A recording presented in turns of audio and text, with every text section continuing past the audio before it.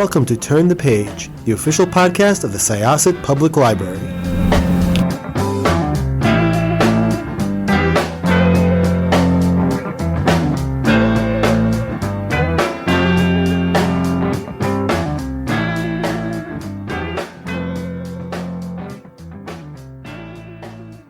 Hello, everyone. Welcome back to Turn the Page.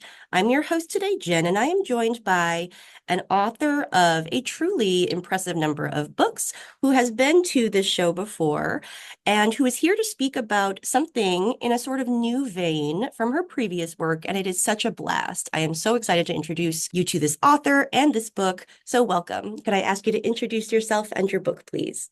Yeah, I'm Sariah Wilson, and my book is A Tribute of Fire. It's my debut romantasy that's coming out November 1st. It's such a wild ride, and it is so much fun. Before we get into this book too much, could you just remind our listeners sort of about your career and your journey toward this book? I know that this is a new-ish genre, a genre offshoot, maybe you'll say. Yeah, what led you to this project? I've been writing romantic comedies for going on almost 10 years now, and I love it, love everything about it.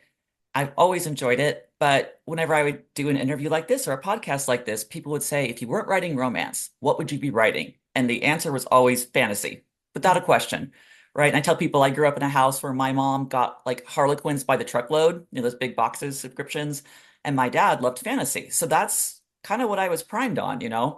And but what I was finding when I was younger is, fantasy was written by men and it was written for men. And so if there was a romance at all, it was essentially you're hot, I'm hot, now we're in love. And I'm like, but where's all the fun stuff? Where's all the hand touching and the lingering glances? So I just didn't really see it as an option, and I didn't see it as a possibility because I thought I'm not going to fit into this space. It's not what I want to explore. Well, and then comes along Sarah J. Maas and Rebecca Yarros and blows it all up and says, oh yeah, we're here. And I'm like, yes, this is awesome. So I was very excited about it. I wasn't really encouraged to do it, I think, because I have this brand, I have this, readership, and they're like, well, you're doing good here. Why would you? And what ended up happening was that my family had a medical emergency that was very, very serious, and insurance said we're not going to cover it, and it had to be covered. Like there's just no choice. And we didn't know what we were going to do. We didn't have that kind of money. And we ended up having to take a second out on our house because we didn't have any other option. And obviously my husband and I were very worried and concerned, and just the interest payments alone were crushing. And I said, "Don't worry, I'll write a book." And Mhm. he's like, "I love you, I support you, but that's more than you've ever made. Like, there's just no way." And I was like, "Well, maybe I need to be going try a different direction." And the idea for this book came. It was why I was writing my book, The Seat Filler, and I wanted to use a line about Cassandra, the character from Greek mythology who was the prophetess who would always tell the future but was never believed.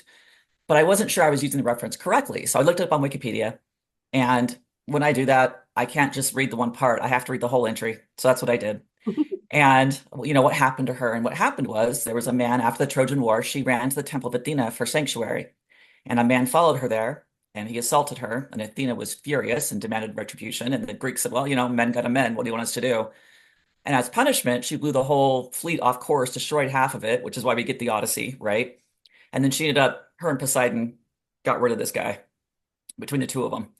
And as retribution on her part, she said, every year you have to send me two maidens to basically pay back the one that you took from me. And there was a line and it said, so they were sent to serve, but only if they made it there alive. And I was like, why wouldn't they make it there alive? What's going on? So I had to go searching. And it's a real life event, the Locrian Maidens. And there's not very much scholarship on it, which I guess not as surprising because it's about something that involves primarily women, right? But not much is known. We know some things. We know it was real. It's recorded in multiple histories, and it happened for 1,000 years. And so, of course, my brain started turning. I mean, this was like 4 years ago. Gosh, what could I do with this? How could and you start spinning and spinning, and what kind of female main character am I gonna have she's gonna get in the race and try to stop it. So it really spun out from there. And so when this crisis happened, I'm like, that's the book I'm gonna write. And I had been thinking about it for so long that when I sat down and wrote it, I wrote it in 39 days, and it's like 156,000 words, which is about like 520 something pages, I think, for the readers. But it just poured out of me. I mean, what you have in front of you is pretty much what I typed. Like there's not very many changes editorially. Um, it just it was an awesome experience. And what ended up happening with that was my publisher, who does my rom-coms, asked to see it and then did what they call a preempt, which is where they basically offer you a bunch of money so you won't show it to anybody else. Which is kind of my dream. Like Stephanie Meyer got that for Twilight, and so for years it's been my dream. But I got that, and then the first payment was almost enough to pay off like it like paid off the whole second. Like we've been chipping away at it, but we were able to pay off the second because of that, the first advance payment that I got. So really miraculous. And this is a very special story to me because of that. So, but yeah, that's the very long-winded origin of how that came to be. That's fascinating. And it's truly impressive to, turn a setback like that into such an amazing opportunity and in such a short period of time. What did that look like in the day to day for you? Were you writing all day? Like, what was your routine? Yeah, my routine's terrible. And when people ask me, what do you do? I'm like, don't do what I do. It's awful. So, my publishing that when people are like, I wrote 500 words and walked away. And I'm like, I can't even imagine. Like, that's just so far outside what I do. But I would love it if I could do that. But I think many years ago, I wrote a book called Royal Date. And it was my first like nationally published book. But when I was writing it, I was just like, I'm going to write this. I'm very excited. And I would sit down and I would do about 3,000 words a day. And it wasn't difficult. It just sort of, worked out that way. Maybe it would be several hours. It wasn't like I did in 10 minutes or something, but I was able to, in my spare time, get about 3,000 words done. And so in a month, the book was done, you know? And my brain said, well, we like this. We're going to do this every time. So now, even if I try to write, my brain's like, no, no, you only need about a month. Do 3,000 words a day. We got it. So my husband's like, why don't you start early? I try to start early. It doesn't work. But so, yeah, and it's not just me typing all day. There's a lot of me sitting in front of my computer staring at the blank page, right? Like what happens next? Because I do not outline at all. I do not plan beforehand. I've seen their authors. I'm so impressed that they can do this and it works for them. I wish I could do that. It'd probably make my life a lot easier, but I am pantsing. So this is me sitting in front of a computer, trying to hit my word count while also, what happens next in the story, having to figure that out. Uh, but yeah, it's pretty much me getting up, having breakfast, sitting in front of my laptop all day, having dinner with the family, and then going back to my laptop. I kind of disappear. People talk about being in their author cave. I'm in my author cave for about a month, so it's not great. But I thought there are benefits that I found, and it's things like because I'm doing this, I am in this story all the time. It is all I'm thinking about. I am living in it. And so I think it makes it much easier to keep going and keep the momentum going because it's such a big part of my life. I think if I was just writing, 200, 500 words a day and then walking away the whole day, like it must be so much harder to get back into the story and pick up that, the thing that you had going. And so it's definitely a benefit like that. But yeah, people should not do this. It's not great. That is really impressive, and it does sound very challenging. You made a good point that I think people who don't write don't realize how much of writing doesn't look like writing. A lot of Yeah. it looks like frustration or stagnation, but it's all part of the process. So, your first foray into romantasy, I'm curious, what skills do you feel like you brought with you from the contemporary romance that you were writing? And were there new challenges or any new skills that you picked up along the way? Well, I know that in writing this, a couple things I brought with me is one, I graduated with a degree in history from college. So, I mean, what I was doing when I'm like, I'm going to write this is down at the university library, getting myself a library card so I could check out, actual academic, things that I want to get it right. And maintaining now relationships with professors of classical antiquity at my alma mater, who've been so helpful. Like one of the professors named the Adelphia. I'm like, I need a word for sisterhood because there's a word for brotherhood, but there's not one for sisterhood. He goes, use this one. So, I mean, things like that. That it was nice, and I want things to be correct. That's so important to me as a history major. But then I remember at one point, like, I don't really like what they were wearing at the time period that I'm sort of basing this on, and I'm like, wait, I can make this up. It's fantasy. I can do whatever I want. I don't have to follow the rules. So that was kind of fun. But I think that I do that with my contemporaries too. Like I research. When I have a book about a cosmetic chemist, I'm on a Zoom call with a cosmetic chemist for 2 hours. Tell me about your job. Tell me what you do. And what about this? And what about that? So I think that that research helps a lot. I mean, you don't have to, but I think bringing that helps a lot. But I will also say that one of the things that I've found that I feel like nobody tells you, and I will tell you, is that when you've been writing for a long time and you have a lot of books, it gets harder. It is not easier. And I really and truly thought once I've written a book, once I've published, this gets easier. Nope. It gets harder because now you're like, am I repeating arcs? Am I repeating storylines? Am I repeating characters? And when you write romantic comedies, am I repeating jokes? Because this is my sense of humor. And trust me, my readers tell me this joke that you made in Party Favors, you also made it in Starstruck 10 years ago, and I'm like, I know, I'm sorry. But though you get really caught up, I think, in worrying about those kinds of things. Is this new and fresh? Am I repeating myself of things I've already done? And so with the romantasy, I told my editor too, I'm like, this didn't even feel like work. Like it just poured out of me. And with the romantic comedies, I know how they have to be structured. I know we need to do this here. This needs a joke here. This needs a romantic moment here. This one was just like a free for all. It was just nothing planned. There was no structure. And I remember researching about how long romantasy books are supposed to be. And I typically write like 90,000 words for my rom-coms.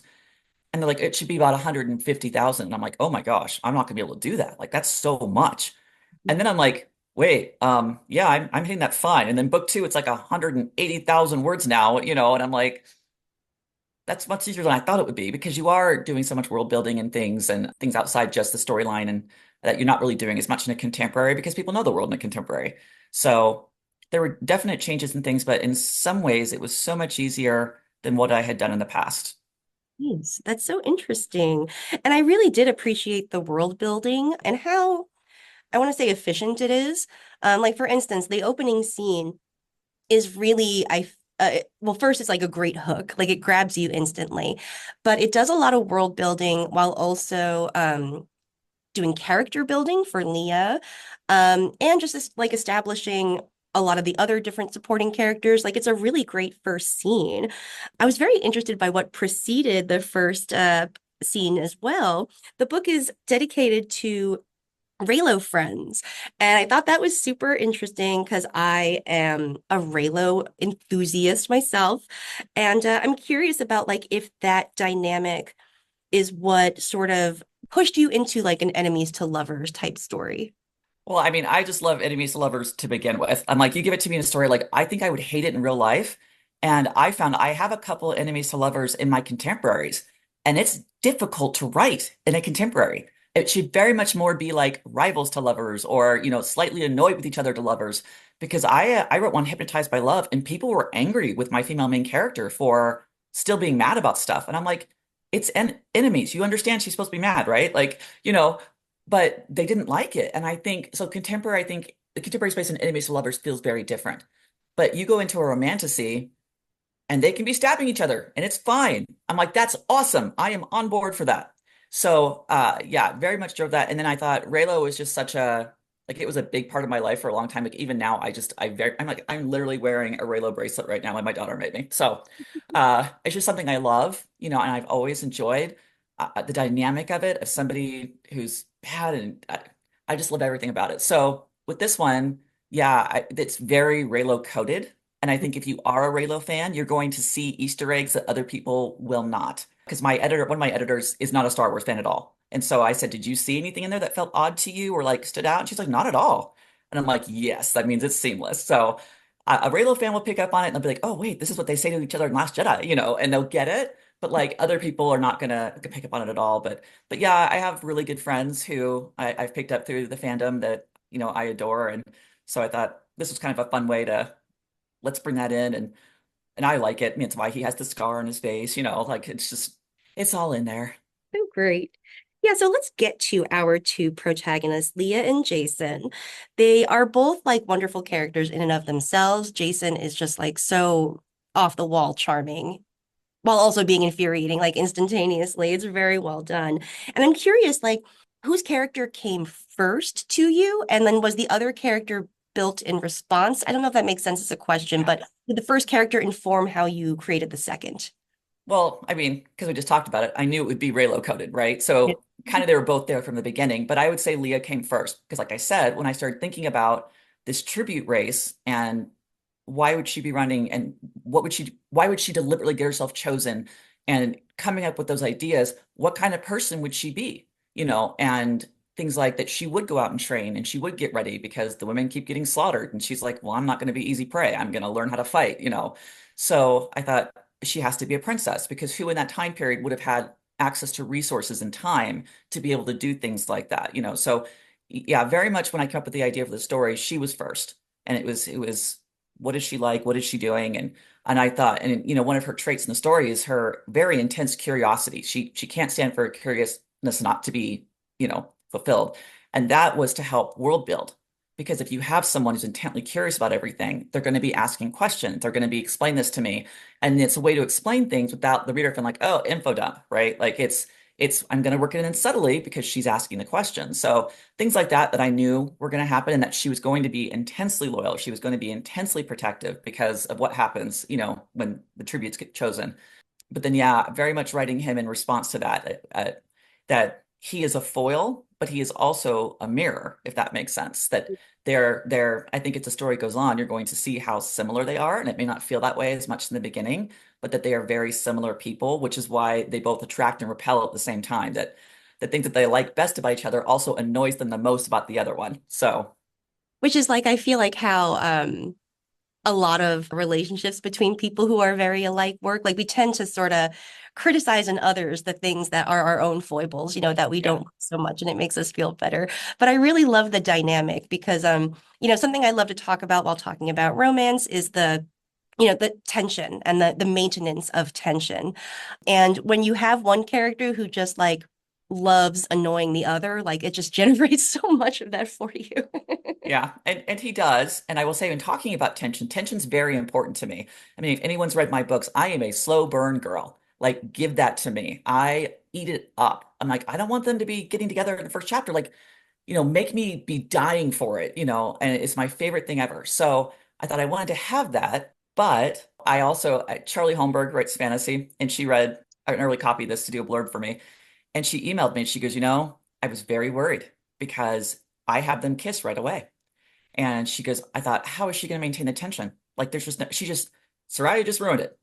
And she goes, and then you didn't. And it was amazing. And I'm like, yep, it was intentional. So, I thought because I wanted this push pull and there was a reason for that kiss in the beginning and it's important and it's going to inform the relationship from that point on that this attraction very much exists, even if they're going back and forth and he's the enemy and stuff like that. But yeah, I think tension is probably for me, a lot of times I feel like what's missing in a lot of romance books that I read because I love it. I know other people, it may not be their jam. They're like, no, no, I want them together and happy. I want to see all that. And I'm like, I want to wait 3 books, give me that. Give me I'm dying for them to get together. So yeah, that's very much a part of the story. Yeah, absolutely. And I think when crafting tension, it could be really easy to come up with the like, well, what are the forces that are pushing them together, right? Like the physical attraction, the emotional attraction, the circumstances of the world. But coming up with like genuine things that are pulling them apart is harder. And that's why I feel like so many, like if I'm just going to single out, like, no, I'm not going to single out anything. That'd be mean. I'm going to just make a straw man rom-com in my head where like, sometimes the source of the tension is like, could be resolved by a phone call or a text, like coming up with the organic things that sort of like keep them from making that connection is really challenging. It is. And, I know people get really mad about like miscommunication. And I thought, but in writing this book, what if they don't believe each other? I mean, they're enemies. So even if they had a conversation, would it matter? Because they would both think the other one was lying. Like it just, you have to find things like that as well. And I thought miscommunication is such a big part of our lives. Like, how many times have you been in a fight with someone because they did not understand what you were saying, even though you felt like you were being clear? It's just so much part of real life that, I know people get mad about it. And I thought, I understand. And I understand when it's a very simple resolved thing where, like you said, it's just a phone call or, hey, that didn't actually happen. And, but yeah, it's difficult to find those things that are pushing and pulling. And, then for Leah in this, it's the hatred of this nation is more of an abstract thing, right? Like she's giving it to individual people, but then she's finding like, wait, I like these people. This is not so bad. And I'm finding people that I want to have connections with and relationships with. And then having to say, oh, how do I make this personal? How do I make this something that's pushing and pulling that the hatred exists because of, literal things they've done. So Oh, I would love if we could also talk about the relationship between Leah and Quinn. It's such a really beautiful female friendship, I want to say, but also, more than friendship, a sisterhood. And they are very different characters, but that really does strengthen their bond in a lot of ways. So could you talk about crafting Quinn and her other sisters? I feel like, because also Callista is fantastic. Like everybody is really lovable while having their own character, and being unique beings. Yeah. And that was very intentional as well. And I mean, with it being Reylo coded, Quinn is Rose from Star Wars. So bringing that in, and what personalities do they have? How do they complement each other? How are they important for the story? And I needed a reason that Leah was willing to sacrifice her own life, and it's for this family. And I had a friend who read it, while it was out during this arc phase, and she's like, "Thank you so much for writing a character who has a family that she loves." Because it's like every character, my family's horrible and I hate them and I'm an orphan, or, I should be an orphan because they're abusive. And I thought it definitely has its place and it happens, but it's like sometimes it starts to be the only thing, and I'm like, well, I need her to have this family that she's willing to die for. That is wonderful and she adores. So yeah, and secondary characters, like you said, are become so important to building these characters and seeing different facets of that Leah can be really tough and that she can be hard on people, but that you can see her softness when she's with her sisters and how much she loves them and how important they are to her. But yeah, and crafting those people. And I guess for me, because when I'm writing the book, I see these people in my head and they are very unique personalities to me. And so people are like, "You're so good at that." And I'm like, I almost kind of feel like I didn't do that. That's just I'm describing what I'm seeing in my head, and they already are this way. They came out of the nether fully formed, and I'm just telling you about it. So yeah, but everybody, and I didn't set out like when she reaches the temple and finds that sisterhood with those sisters that she has there. I wasn't like, what personality should they have? They just like came that way. Like Io's just bubbly, and Zalira's more serious and Suri's this way. So it was just how they were in my head. Wow, that's impressive. And I wonder if it is a product of just like the super compact writing timeline of like you are living with these people at some Yeah, point, like the process becomes invisible, I imagine. It feels like you're channeling. it does. It does feel that way. So, So I know that this is the first of a trilogy, you have said, and without giving too much away, what is in store for these characters? oh gosh, I don't know if I can because that would kind of spoil book one. There's a lot more romance coming for several different people. There's a lot more enemies coming for everyone. There's a lot more fighting coming, and Leah's going to start getting her answers, right? She's going to start finding out what's going on, what's happening, because so much is being kept from them deliberately, and she's going to be able to start. I've finished book two. I'm editing it right now. That she starts getting and finding these answers. So there'll be lots more still revealed, in book three, and we've got some dragons coming, and we've got some really fun, cool stuff, some really awesome magics coming. But yeah, it's there. I'm such a spoiler person. Like I will look up spoilers for everything. So like I want to tell you everything that's going to happen, but I can't because I don't want to ruin it. So I'll be good. That's great. Well, that was a great little, intriguing preview, and I love that. And I personally I love the second in trilogies because you do sort of get like, oh, your characters get some of their answers, but that creates more problems. Yes, yes. Yeah. Well, this has been delightful. Thank you so much for joining us and for sharing this book with me. Oh, thank you so much for having me. This has been so much fun. Okay, listeners, it's your turn now. Please check out A Tribute of Fire.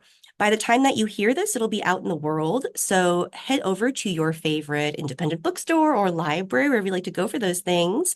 It is now time to close this chapter. Thank you for joining us. It's time to close this chapter of Turn the Page. Join us for the next episode.